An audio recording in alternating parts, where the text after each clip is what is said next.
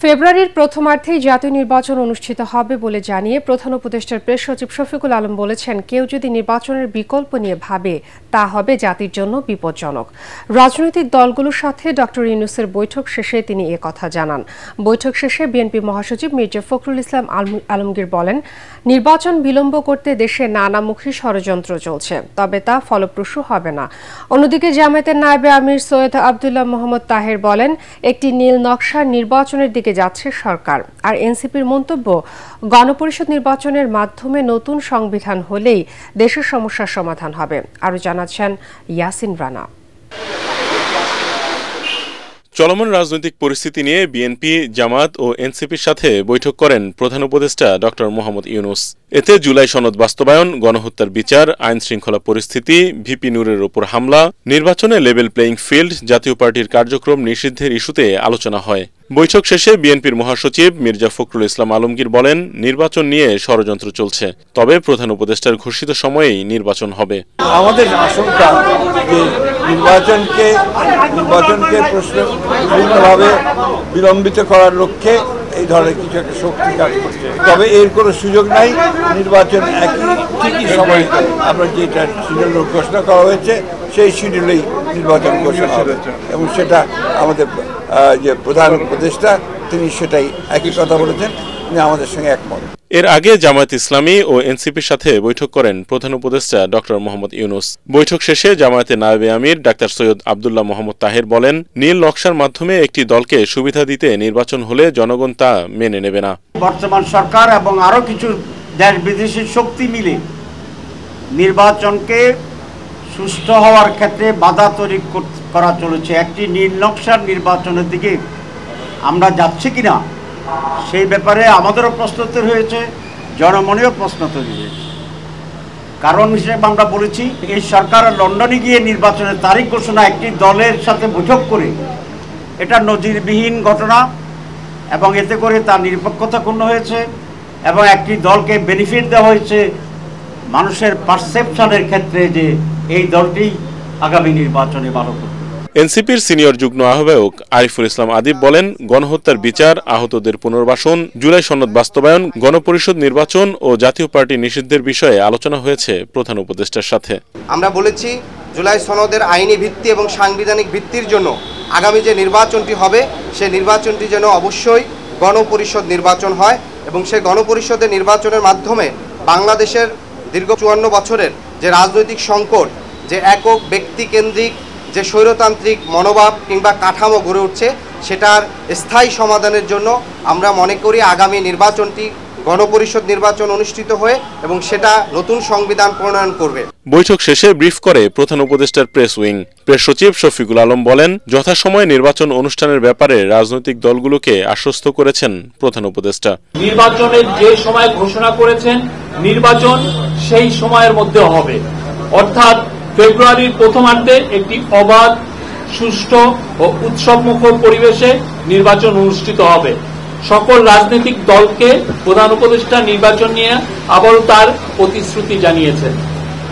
তিনি বলেছেন, নির্বাচন ছাড়া কোনো বিকল্প নাই। কেউ যদি নির্বাচনের কোনো বিকল্প নিয়ে ভাবে, সেটা হবে এই জাতির জন্য গভীর বিপজ্জনক।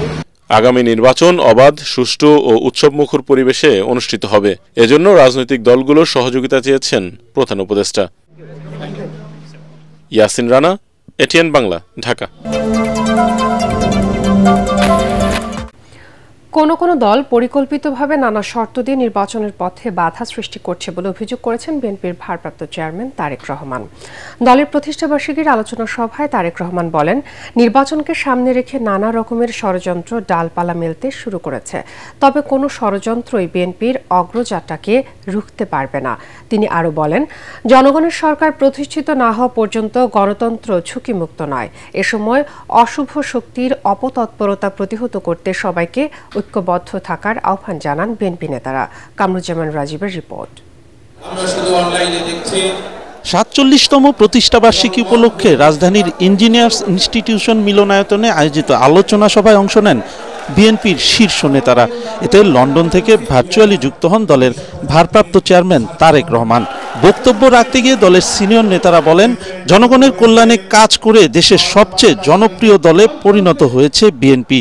সংকটকালে দেশের মানুষ বিএনপিকে বেছে নিয়েছে।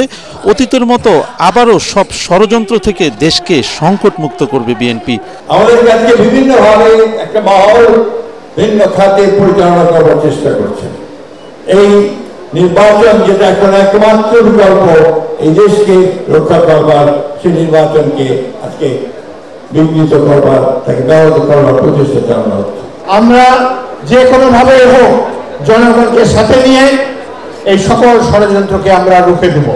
এখন কিন্তু আন্দোলনও করতে হবে, গণতন্ত্র প্রতিষ্ঠিত করতে হবে, সাথে সাথে দেশ করার যে পরিকল্পনা আমাদের নেতা, সেই পরিকল্পনা নিয়ে জনগণের কাছে যেতে হবে। সভায় প্রধান অতিথির বক্তব্যে তারেক রহমান বলেন, ইতিহাসের প্রতিটি অধ্যায়ে দেশ ও জনগণকে রক্ষা করেছে বিএনপি। ফ্যাসিবাদ মুক্ত বাংলাদেশে জনগণের অধিকার প্রতিষ্ঠার একমাত্র পথ নির্বাচন। তা রুখতে যারা অপতৎপরতা চালাচ্ছে তারা জাতির মঙ্গল চায় না। পতিত পরাজিত পলাতক স্বৈরাচার মুক্ত বাংলাদেশে অন্তর্বর্তীকালীন সরকার যখন জনগণের অধিকার প্রতিষ্ঠার পথে হাঁটছে, তখন কোন রাজনৈতিক দল নির্বাচনের মাধ্যমে জনগণের অধিকার প্রতিষ্ঠার পরিবর্তে তাদের দলীয় স্বার্থ চরিতার্থ করার জন্য নানা শর্ত আরোপ করছে এবং এই শর্ত আরোপ করে নির্বাচনের পথে হয়তোবা পরিকল্পিত উপায় বাধার সৃষ্টির অপচেষ্টা করছে বলে বহু মানুষ এরই ভিতরে ভাবতে শুরু করেছেন। তিনি অভিযোগ করেন, নির্বাচনকে বাধাগ্রস্ত করতে দেশের পরিস্থিতি অস্থিতিশীল করার চেষ্টা শুরু হয়েছে। সংকট সমাধানে নির্বাচনই একমাত্র উপায় বলে মন্তব্য করেন তিনি। সংস্কারের প্রয়োজন রয়েছে অবশ্যই, তবে জনগণের অধিকার চর্চা এবং প্রয়োগের পথে বাধা সৃষ্টি করে কোনো সংস্কারকেই টেকসই করা যাবে না। আমাদের সকলকে সতর্ক থাকতে হবে। আসন্ন জাতীয় নির্বাচনকে সামনে রেখে নানা রকম ষড়যন্ত্রের ডালপালা মেলতে শুরু করেছে। তবে জনগণের সঙ্গে সম্পর্ক থাকলে আমরা বিশ্বাস করি কোন ষড়যন্ত্র এই বিএনপির অগ্রযাত্রাকে রুখতে পারবে না ইনশাআল্লাহ। জনগণের অধিকার প্রতিষ্ঠায় বিএনপি অতীতেও লক্ষ্যচ্যুত হয়নি, ভবিষ্যতেও হবে না বলেও জানান তারেক রহমান। কামরুজ্জামান রাজীব, এটিএন বাংলা, ঢাকা।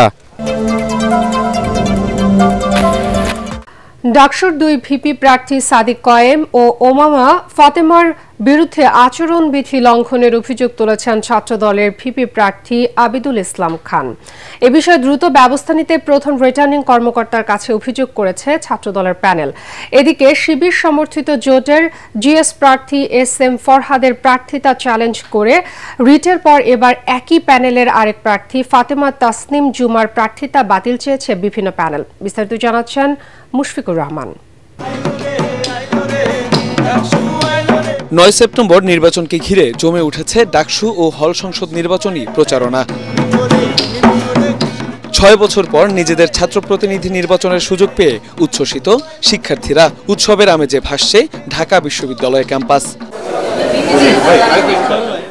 প্রচারণার পাশাপাশি প্যানেল এবং প্রার্থীদের মধ্যে চলছে পাল্টাপাল্টি কথার লড়াই। এদিন 2 ভিপি প্রার্থী সাদিক কায়েম ও উমামা ফাতেমার বিরুদ্ধে আচরণবিধি লঙ্ঘনের অভিযোগ এনে প্রধান রিটার্নিং কর্মকর্তার কাছে লিখিত অভিযোগ করেন ছাত্রদলের ভিপি প্রার্থী আবিদুল ইসলাম খান।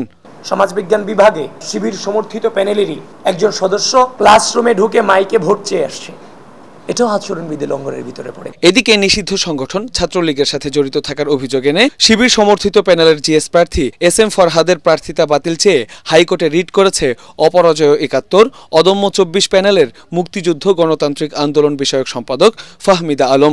জুলাইয়ের আগে এবং জুলাই পরবর্তী সময়ে তার কাছ থেকে আমরা কিন্তু কোনো পদত্যাগপত্র বা কোনো ধরনের প্রুফ আমরা পাইনি যে তিনি আসলে এই সংগঠনটিতে আর বিলং করেন না। এই ডাকসু নির্বাচনে তার প্রার্থিতার বিষয়ে আমরা এই বিষয়টি আনার চেষ্টা করেছি বা এই বিষয়ে আমার রিটের মূল বক্তব্য। উন্মুক্ত বিতর্কে আদিবাসী মুক্তিযোদ্ধাদের নিয়ে অবমাননাকর মন্তব্য করায় শিবিরের প্যানেলের প্রার্থী ফাতেমা তাসনিম জুমার বিরুদ্ধেও আচরণবিধি লঙ্ঘনের অভিযোগ এনেছে ছাত্রদল। একই অভিযোগ বাম জোটের প্যানেল প্রতিরোধ পর্ষদেরও। এ সময় ইশতেহার ঘোষণা করে বাম জোটের প্যানেলটি। মহান মুক্তিযুদ্ধের যে ইতিহাসকে বিকৃতি এবং হীনভাবে উপস্থাপনের চেষ্টার জন্য ঝুমা এবং শিবির কর্তৃক প্যানেলের শিবির সমর্থিত প্যানেলকে ক্ষমা চাইতে হবে দেশবাসীর কাছে। চাকমাদের কোনো স্টেকই ছিল না যে মন্তব্যের মধ্য দিয়ে এবং তাদেরকে অস্বীকার করার মধ্য দিয়ে মুক্তিযুদ্ধের ইতিহাস, মুক্তিযুদ্ধকে ভুলুণ্ঠিত করা হয়েছে, মুক্তিযুদ্ধের চেতনাকে ভুলুণ্ঠিত করা হয়েছে। একটা প্যানেল থেকে বারংবার স্বাধীনতা সংগ্রাম এবং মুক্তিযুদ্ধের ইতিহাসকে বারবার বিকৃত করার শামিল। এদিকে শিবির সমর্থিত প্যানেলের প্রার্থী SM ফরহাদের অভিযোগ নির্বাচন বানচাল করতেই ষড়যন্ত্র করছে নানা পক্ষ। আমি আদালতের সিদ্ধান্তের প্রতি রেসপেক্ট রাখি, সেদিক থেকে সেটি শুনানি হোক, রায় আসুক, তখন কথা হবে। এখন এইটুকুই শুধু, যিনি রিড করেছেন আমার বিরুদ্ধে তার এই দ্বিমতের অ্যাপ্রোচের প্রতি আমি রেসপেক্ট জানাই। নিষিদ্ধ ছাত্র সংগঠন ছাত্রলীগের সঙ্গে জড়িত থাকার অভিযোগে শিবির সমর্থিত জোটের GS প্রার্থী SM ফরহাদের প্রার্থিতা চ্যালেঞ্জ করে রিটের শুনানি হবে মঙ্গলবার। মুশফিকুর রহমান, ATN বাংলা, ঢাকা।